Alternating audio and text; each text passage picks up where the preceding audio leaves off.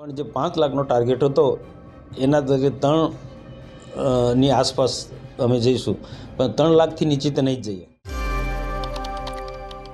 ભાજપના આગેવાનો અને નેતાઓ ભલે એવું કહેતા હોય કે ક્ષત્રિય આંદોલન હોય કે પછી આદિવાસી, એમને નડ્યા નથી અને નડવાના નથી, પરંતુ ભરૂચના ભાજપના મોટા નેતા અને મોટું માથું કહેવાતા એવા મનસુખ વસાવા આ વાતને માની રહ્યા છે કે ક્ષત્રિયો અને આદિવાસી તેમને ચોક્કસથી નુકસાન કરશે।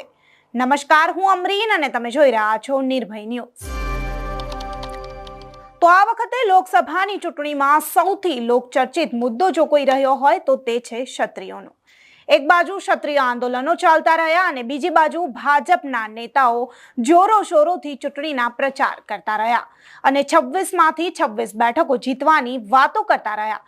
આ સાથે 5 લાખની લીડનો દાવો પણ કરતા હતા। ત્યારે આ વખતે સૌથી વધુ લોકચર્ચિત સીટ જો કોઈ રહી હોય તો તે ભરૂચની સીટ, કેમ કે આ સીટ ઉપર મનસુખ વસાવા અને ચેતર વસાવા વચ્ચે બરાબરીનો જંગ જોવા મળ્યો।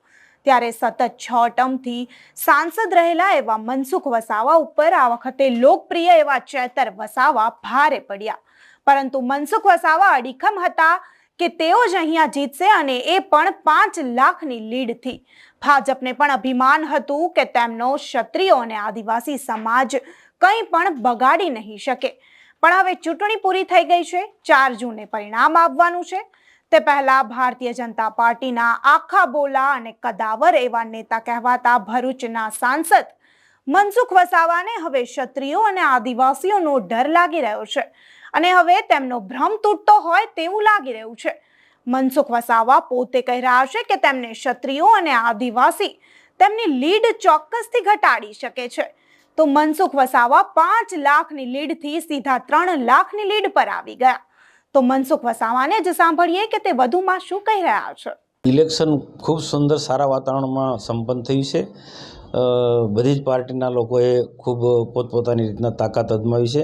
ભારતીય જનતા પાર્ટીએ પણ એના સંગઠનના માધ્યમથી, ચૂંટાયેલા પાંખના માધ્યમથી ભરૂચ લોકસભા જીતવા માટે પૂરેપૂરી મહેનત કરી છે, પ્રયત્નો કર્યા છે અને એના આધારે પરિણામ ખૂબ સારું આવશે।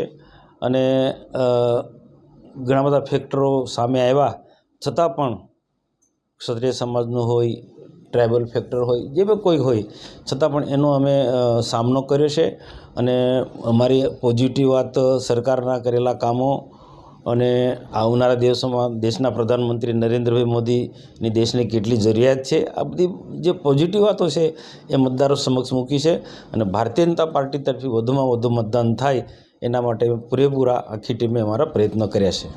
કેટલા મતથી જીતવાની આશા જતાવી રહ્યા છો?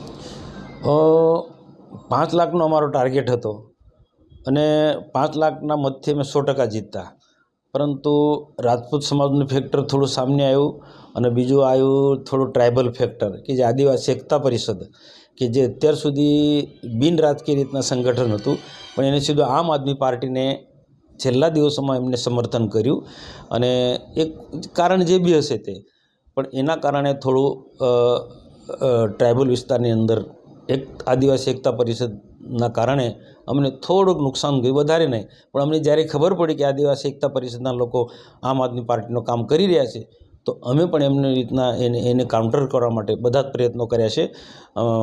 પણ જે 5 લાખનો ટાર્ગેટ હતો એના તરીકે 3 ની આસપાસ અમે જઈશું, પણ 3 લાખથી નીચે તો નહીં જ જઈએ, 3 લાખથી ઉપર હોઈશું।